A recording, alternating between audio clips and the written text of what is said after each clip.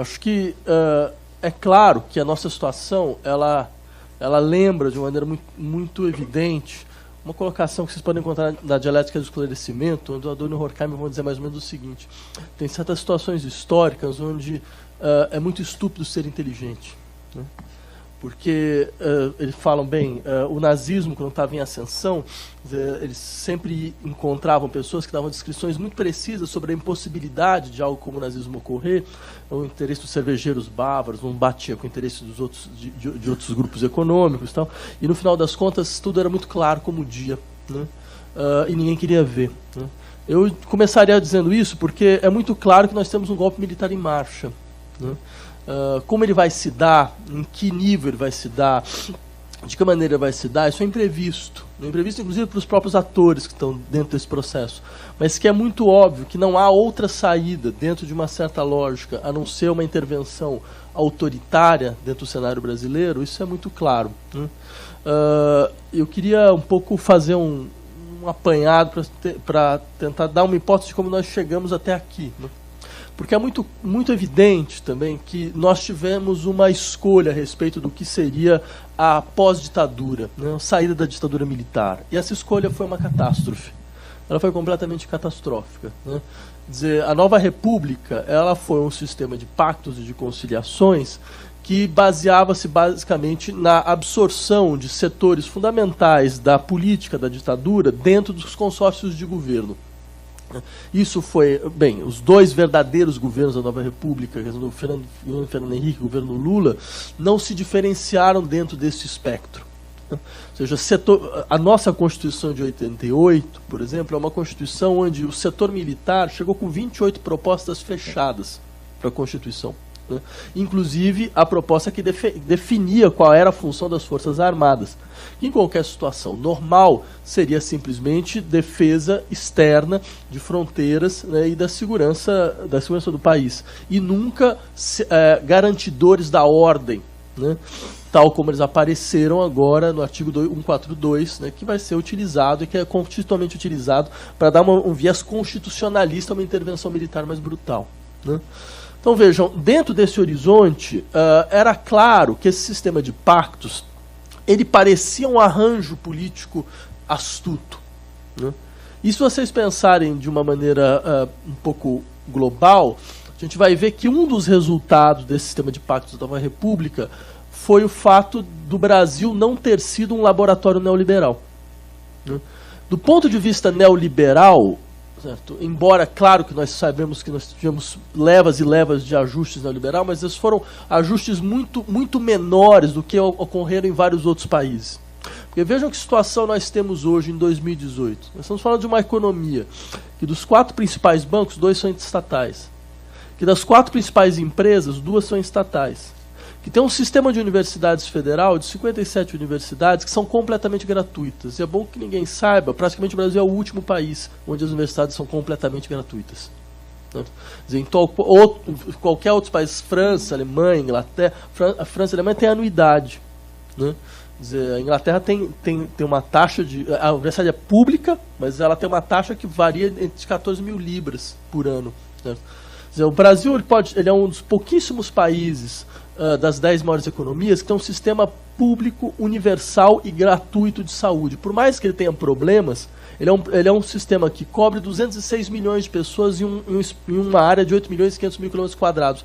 Não há nenhum país, a não ser a China, que oferece isso para a sua população. Não há mais nenhum. Então, ou seja, é sempre bom a gente lembrar que, do ponto de vista dos ajustes neoliberais, o Brasil é um tipo de aberração.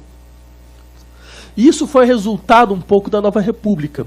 A Nova República era um sistema de freios duplo. Quer dizer, você não teria grandes transformações sociais, então os processos de concentração de renda permaneceram, certo? Quer dizer, mesmo nos momentos onde o índice Gini caiu, né, que foi até 2013, ele caiu, na verdade, ele chegou no mesmo nível de desigualdade de 1960 no Brasil. Então todo o esforço do lulismo, certo, foi simplesmente para colocar o Brasil no mesmo nível de desigualdade que nós estávamos em 1960. Então é claro, você não teve grandes transformações sociais, mas também você não teve grandes regressões, certo? As regressões brutais, certo, elas não ocorreram. Então, o que acontece? Ficou evidente, né, para o setor da elite brasileira, de que a única possibilidade de um choque neoliberal seria fora do sistema de acordos da nova república, fora do sistema de pactos da nova república. E esse sistema de pactos, ele ruiu em 2013. Era muito claro, desde 2013, quer dizer, nós temos aí 4 anos, onde o país ele não tem mais nenhuma orientação política clara, né? Por que ele ruiu em 2013? Porque 2013 foi o primeiro momento onde ficou muito evidente que parcelas significativas da população, certo, estavam num nível de frustração relativa brutal, né? Se nós lembrarmos desse conceito do Alexis de Tocqueville, de frustração relativa, ou seja, uma frustração em relação àquilo que eu poderia alcançar, quer dizer, digamos que o saldo da experiência Lula foi, entre outras coisas, criar um nível de expectativa, porque você teve ascensão social, 42 milhões de pessoas entraram no elevador de ascensão social, você teve 50% de ganhos no salário mínimo, certo? 50% real de ganhos reais do salário mínimo. Quer dizer, isso, de uma certa maneira, criou uma situação na qual, lembrem que o que nos diziam em 2012 e 2013, e não só aqui no Brasil, mas no mundo inteiro, que o Brasil seria a 5ª economia do mundo hoje, agora, em 2018. Isso era uma análise do Banco Mundial e do Fundo Monetário Internacional. Isso não era uma análise do governo brasileiro, simplesmente. Certo? Que era um país que teria, graças à Copa do Mundo, graças às Olimpíadas, um repaginamento de todas as suas cidades, toda a infraestrutura das suas cidades. Certo? Só que em 2013 ficou evidente que isso não ocorreria. Que o Brasil tinha chegado num teto, que não tinha como continuar esse processo. Né? E dentro desse horizonte, você teve um tipo de desidentificação popular com o governo e com o horizonte político do Brasil, que era o horizonte de conciliação da nova república, que deixou muito claro que o próximo passo seria em direção à radicalização política.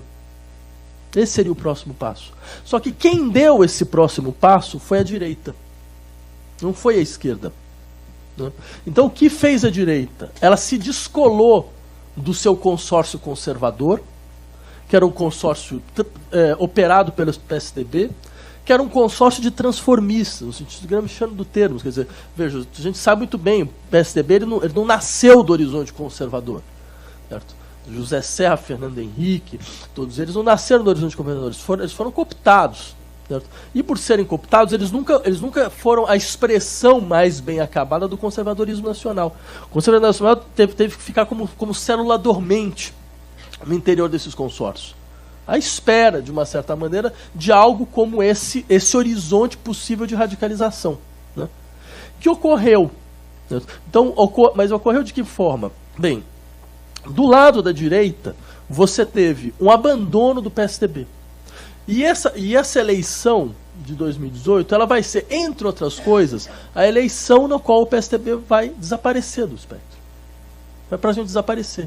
Eles não vão conseguir fazer o presidente, é muito provável que eles não consigam fazer o governador de São Paulo, talvez eles consigam fazer o governador de Minas Gerais, é a única coisa. E a bancada deve diminuir. A bancada deve diminuir. Porque eles já não têm mais função dentro desse horizonte. Essa função de dar um rosto mais humano para o pensamento conservador nacional, né, desaparece. E com isso desaparece o seu principal ator. Criando uma situação muito parecida com o que aconteceu, por exemplo, no cenário europeu, né, onde você teve uma direita que se descola, uma de extrema-direita que se descola em vários momentos, certo? De vários setores da direita tradicional e vai ganhando força, obrigando a direita tradicional a se reconstituir de uma maneira ou de outra. Só que aí tem um elemento, que é o elemento complexificador da situação nacional, e eu acho que é um elemento um pouco explosivo. Por que a extrema-direita europeia bateu num teto? Porque ela era antiliberal. Porque ela nunca foi uma direita neoliberal ou muito menos ultraliberal, né? E depois de 2008, a extrema-direita europeia percebeu que ela deveria fazer um modelo de proposição político-econômica que, a sua forma, bem, tinha raízes na história da extrema-direita europeia desde o fascismo, certo? Que era absorver, certo, pautas populares dentro de uma política econômica fazer discurso, quem faz discurso contra banco, contra tecnocracia na Europa, em larga medida, pelo menos um dos setores, é a extrema-direita. Quem faz discursos de crítica à desigualdade, por exemplo, isso aconteceu muito claramente na extrema-direita francesa, que ao trocar de liderança, criou um discurso muito mais econômico do que antes, onde as pautas culturais elas se alinham agora a um eixo econômico muito claro, certo? Um eixo de economia popular. Certo? Então você tem uma direita antiliberal. Essa foi, de uma certa forma, a consolidação, mas também o seu limite. Porque isso fez com que todos os setores fundamentais do neoliberalismo, ou seja, a imprensa, a política tradicional, o sistema financeiro, o empresariado, nunca se aliassem à extrema-direita de maneira explícita. Então, tentando organizar um outro espaço para esse liberalismo. Isso tem, por exemplo, o modelo francês, onde esse outro espaço do neoliberalismo criou uma espécie de neoliberalismo brutal nas suas ações, como sempre, certo? Com níveis de violência absolutamente explícitos, mas com um discurso humano. Um sujeito que era assistente de filosofia, fez DOA em filosofia com Balibar, e é muito engraçado, depois perguntar para o Balibar o que ele achava, o Balibar falou, não, nem lembro desse sujeito. Nem lembro que ele era meu aluno. Mas, de toda forma, o horizonte era muito explícito, de reacomodação. Só que o que acontece no caso brasileiro? O Brasil retoma uma certa tradição latino-americana, que é uma tradição que foi tentada inicialmente no Chile do Pinochet, que é uma extrema-direita hiperneoliberal, que é o modelo do Pinochet do final dos anos 70. Certo? Ou seja, que é uma extrema-direita que, por não poder colocar em circulação o discurso econômico, porque, afinal de contas, é fantástico, por exemplo, nós temos um candidato que tem 26% de votos, e eu tenho certeza que os 26% dos seus eleitores não sabem qual é o programa econômico do candidato, ou o que significa o programa econômico do candidato, certo? Porque você tem essas generalidades do tipo, não, vou privatizar tudo. Né? Então, ou seja, não tem uma análise de impacto do que significa privatizar cada setor, o que se ganha, o que se perde. Certo? Porque, afinal de contas, quer dizer, não tem uma organização mínima de um projeto que nunca foi implementado em nenhum país do mundo. Não tem nenhum país do mundo que procurou privatizar tudo. Certo? Então, ou seja, é óbvio que, na verdade, é um discurso de dessolidarização social, nada mais do que isso. Ou seja, um discurso no qual a solidariedade social ela é eliminada de uma maneira brutal, porque o ator da solidariedade social no Brasil é o Estado, mas o Estado é corrupto, certo? Então de nada adianta tentar reconstituir melhor uma situação de atomismo geral, certo? Na qual, afinal de contas, pelo menos ninguém tira o teu dinheiro. Já porque não tem mais imposição, não tem mais sistema de imposto, então pelo menos que cada um por si. Não é mais todos contra o Estado. Então, bem, é claro que dentro desse horizonte, o que acontece? Você cria uma direita, que é uma extrema-direita, que ao mesmo tempo ela é ultraliberal e tem todos os seus discursos pautados nessas questões que a Estela levantou, ou seja, de uma mobilização contínua de uma espécie de conflito contínuo com setores mais vulneráveis da sociedade, certo? Mas um tipo de conflito que é muito engraçado, porque ele é típico de um certo modelo de circulação de discurso próprio do fascismo, mas não no seu sentido autoritário, no seu sentido irônico. Né? Por exemplo, Adorno tem um texto sobre ideologia, né, onde ele vai insistir sobre o que era a especificidade do discurso fascista. Uma especificidade era ninguém acreditava no discurso, ninguém levava a sério. E era exatamente porque ninguém levava a sério é que o discurso podia circular. Ele tinha um lado cômico, ainda mais o fascismo italiano. Certo? Exatamente, e não é por outra razão, todas as figuras autoritárias que apareceram nesses últimos 15 anos são cômicas. Berlusconi, Trump, Sarkozy, certo? Todos têm esse traço. São uma espécie de hã? Os palhaços. Exato. O BP da Itália, que já é palhaço mesmo. Palhaço. Já por profissão, né? E o Bolsonaro, quer dizer, todos eles têm esse traço em comum. Que esse traço significa o quê? Seria insuportável ter que se mobilizar levando a sério o discurso. Então, é muito mais fácil você falar, não, mas veja, isso é só discurso. Isso é só uma brincadeira. Né? Isso não é sério. Ninguém vai fazer, de fato, isso dessa forma. Certo? Ou seja, dessa maneira, você pode, entre outras coisas, criar um modelo que foi o modelo mesmo da ditadura brasileira. Ou seja, que é um discurso que sempre foi... O Brasil era um país que assinava tratados de direitos humanos, todos foram assinados na ditadura militar, enquanto ele torturava. E negava que existia tortura. E negava que existia tortura até hoje. Né?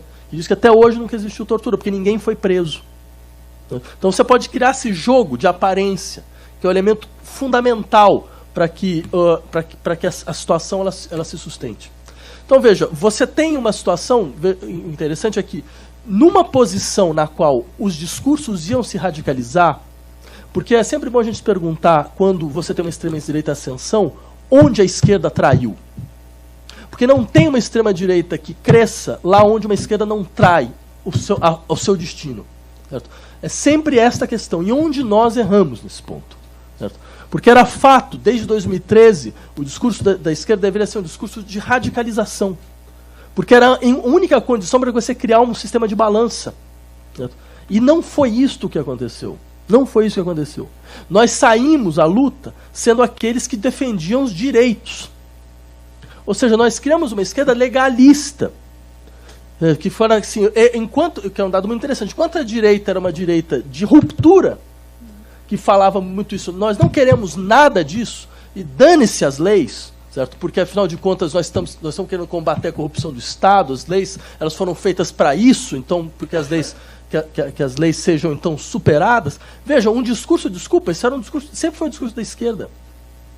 Você sempre teve essa posição antilegalista. Não, mas o que é o sistema jurídico?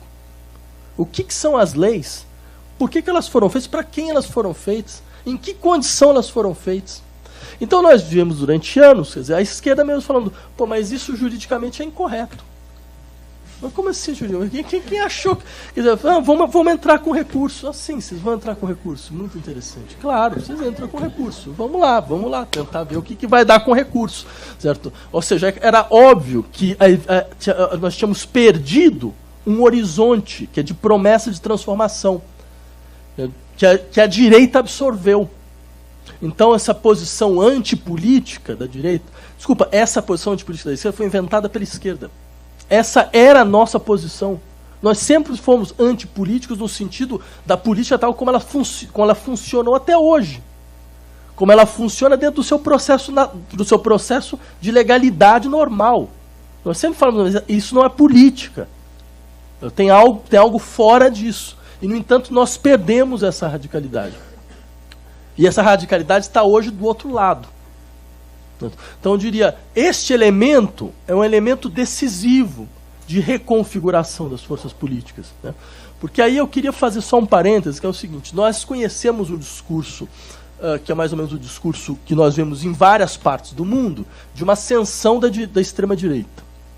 Então a gente vê na Inglaterra no Brexit, né, nos Estados Unidos com o Trump, né, na França, na Alemanha, na Itália, que agora tem um governo fascista, né, e por aí vai. Né. Agora vejam que coisa interessante, esse discurso conta metade da história. Porque lá onde a esquerda se reconfigurou e conseguiu retomar a radicalidade do seu discurso, não é exatamente isso que ocorre. Ocorre um sistema de balanças. Na Inglaterra com o Brexit, a Inglaterra hoje tem um partido trabalhista mais radical da sua história. Um partido trabalhista cujo programa em vários pontos é mais radical do que o programa do PSOL, diga-se de passagem. O que é um dado bastante significativo, mas é fato. Vejam um programa, leiam um programa, leiam o que eles falam sobre, por exemplo, sobre a reforma do sistema financeiro. Certo? Sobre as taxações do sistema financeiro, sobre a limitação do sistema financeiro. Desde o Oliver Cromwell não tem um programa tão radical na Inglaterra, ou seja, desde 1640 e pouco. Né? Ou seja, o caso norte-americano, segundo as pesquisas do Gallup, quem é o político mais popular dos Estados Unidos hoje? É um político que se diz socialista, Num país até onde ontem socialismo era a pior palavra que você podia fazer circular, que é o Bernie Sanders. Veja o caso da eleição francesa, certo? Você teve 20% dos votos da extrema-direita. Você teve 20%, 19,5% dos votos de uma esquerda muito mais radical do que foi o Partido Socialista até hoje. Juntando os dois dão 40%. Veja o caso da Holanda. Teve uma eleição para o parlamento holandês. Durante semanas e semanas, a gente vê a imprensa mundial falando da ascensão, da irresistível ascensão conservadora. Final, o resultado das eleições, você teve o Partido Ecologista Radical, que foi o partido que mais cresceu. Mais cresceu. Ou seja, veja o caso espanhol, onde por mais que Podemos possa lá ter suas questões, ele conseguiu se consolidar como uma força de mais ou menos 20% dos votos, remodelando completamente a balança. Certo? Onde teve essa radicalização, a esquerda se recolocou. Ela se recolocou. Né? E ela conseguiu veicular mais claramente qual era a sua função dentro desse espectro. Então eu digo isso simplesmente para dizer, é óbvio que nós temos uma situação na qual, vejam, há um golpe em marcha. Por que há um golpe em marcha? Porque este programa neoliberal, tal como ele foi abraçado, ele só pode ser implementado no Brasil a bala. Não tem outra saída. Ele nunca vai ganhar uma eleição. Como nunca ganhou uma eleição. É claro que você tem os atores, como o Ricardo levantou, você tem os atores da ditadura militar, que pela primeira vez desde o fim da ditadura, acreditam que podem governar diretamente, sem mais mediações. E é muito interessante, são 5 atores mesmo. O agronegócio, as igrejas conservadoras, a imprensa conservadora, as forças armadas e o empresariado, o empresariado nacional, junto com o seu setor financeiro, hoje, né, que é muito mais importante. Esses 5 atores juntos, eles deram um golpe. Foram esses que deram um golpe civil-militar. Então são esses que hoje estão em volta da candidatura Bolsonaro. Né? Esses que mostraram muito claramente na semana passada que, bem, a escolha deles já foi feita. A história da facada era muito explícita. A facada foi, antes de mais nada, contra o PSDB. Para dizer, não, olha, agora nós não precisamos de mediadores. Agora nós vamos sozinhos em direção à vitória eleitoral, que é o que eles acreditam que vão conseguir. Né? Ou se não conseguiram, que vai ficar muito explícito, você pode ter certeza, eles vão jogar a carta do caos. Né? Uma cartada do caos, dizer, mas está vendo, não tem condição de ter eleição. Não existe, já as Forças Armadas já indicaram, olha, o resultado não é realmente a coisa mais importante. É isso que eles queriam dizer. O resultado talvez não seja a coisa mais importante. Então, ou seja, é muito explícito que eles já fizeram uma escolha. Talvez só nós que não queremos acreditar até agora, mas a escolha já foi feita. Certo? A questão não é quem vai ganhar a eleição. Né? Porque, ganhando ou não ganhando, eles vão empurrar goela abaixo da sociedade brasileira este programa, de uma forma ou de outra. Ou com um golpe militar explícito, ou com um Estado tutelado, uma espécie de Turquia mais ou menos soft, certo? Mas o processo já foi colocado de uma maneira muito, muito evidente. Né? E mais do que isso, é muito explícito que nós estamos na linha de frente. Nós estamos na linha de frente. Certo? A classe intelectual, certo? As universidades, os estudantes, certo? Todos eles aparecem no interior desse novo imaginário, exatamente como os primeiros a serem abatidos. São os primeiros a serem abatidos por quê? Porque é uma forma de vida que vai ser combatida.